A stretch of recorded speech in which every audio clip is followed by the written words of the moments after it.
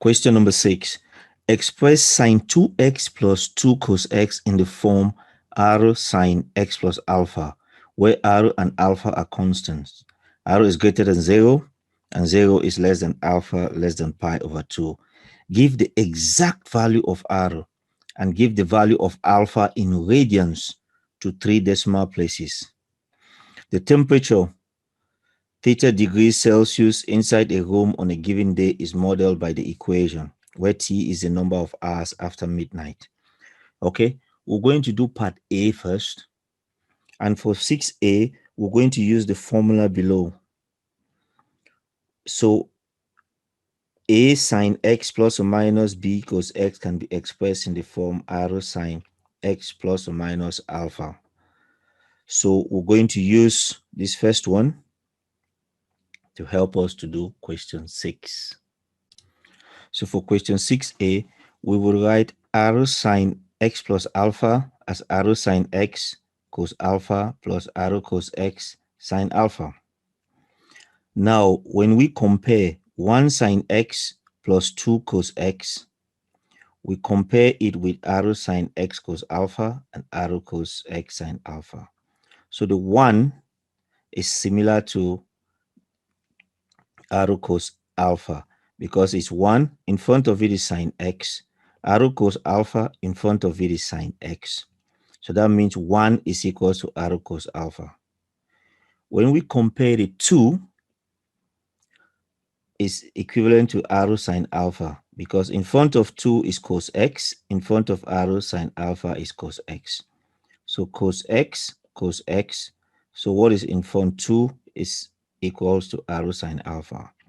So 1 is r cos alpha, 2 r sine alpha equals to 2. Now to solve this simultaneous equation, we can square them and then add them. So r squared cos squared alpha equals to 1 squared. R squared sine squared alpha equals to 2 squared. When you add them, 1 squared plus 2 squared will give you 5.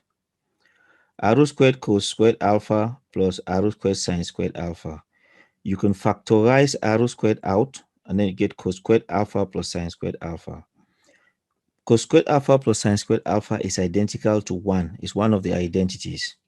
So you end up with r squared is equals to 5 and r is square root of 5. Another way to get r quickly is 1 squared plus 2 squared square root. That gives you 5. Watch that. 1 squared plus 2 squared and square root of that will give you root 5. Equation 2 divided by 1. R sine alpha divided by r cos alpha is equals to 2 divided by 1, which is 2. It becomes tan alpha. Alpha will be inverse tangent of 2, and make sure your calculator is in radians, and you get 1.1071487, and alpha would be 1.107 when you round it to 3 decimal places. So what they're saying is sine x plus 2 cos x is root 5 sine x plus 1.107. And that's the graph there. If you plot y equals to sine x plus 2 cos x, that's what the graph looks like. And if you also plot the answer, you'll get the graph would meet. They'll be the same graph because they are the same. So when you get your answer, sine x plus 2 cos x is equals to square root of 5 sine x plus 1.107. To show that the two graphs are the same, and that's something you can do to check your answer in an exam, you will plot sine x plus 2 cos x, and that will be this red graph.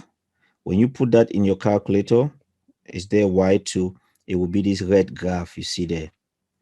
And when you put the right hand side, square root of 5 sine x plus 1.105, it will give you this blue graph. And that's the one for the blue graph there. So you notice that you can take the red graph and put on top of the blue one, they will fit together. The fact that they can fit together, it shows that the left side is equals to the right side. That's how you can check your work during the exam. Plot the two graphs, the left side and the right side. right side and left side. And if they fit together, your answers are correct. For question 6b, the temperature theta degrees inside a room on a given day is modeled by the equation theta is equal to 5 plus sine pi t over 12 minus 3 plus 2 cos pi t over 12 minus 3, where t is the number of hours after midnight. Using the equation of the model and your answer to part A, deduce the maximum temperature of the room during this day. So what you want to do now is take what you have done in part A, and x is pi t over 12 minus 3. So replace x with pi t over 12 minus 3. And then what you want to do is to replace all of that with square root of sine pi t over 12 minus 3. So you are using the function in yellow, which replaces the one in red is being replaced by the one in yellow. I repeat, the one in red, I've circled in red, is being replaced by this one in yellow. So when you replace it, the square root of 5 stays the same.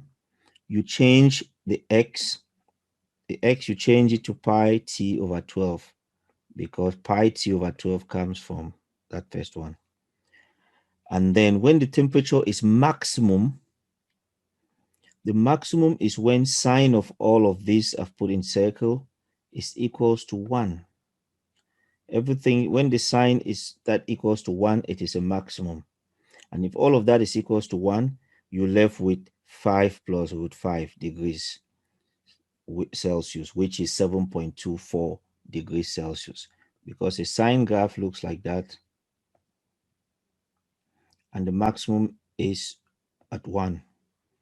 So that gives you the answer 7.24 degrees Celsius. For question 6c, find the time of the day when the maximum temperature occurs, giving your answer to the nearest minute. The maximum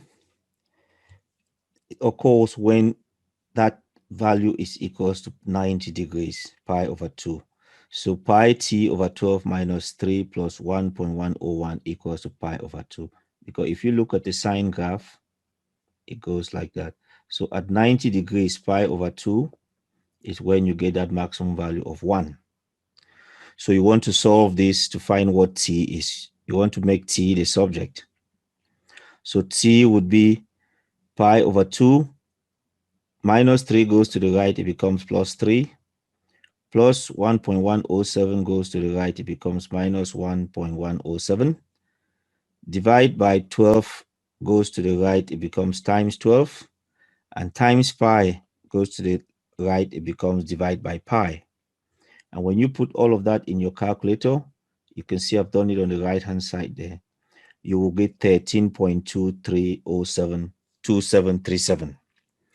Now we want to change 0.23072737 to minutes. So we times that by 60.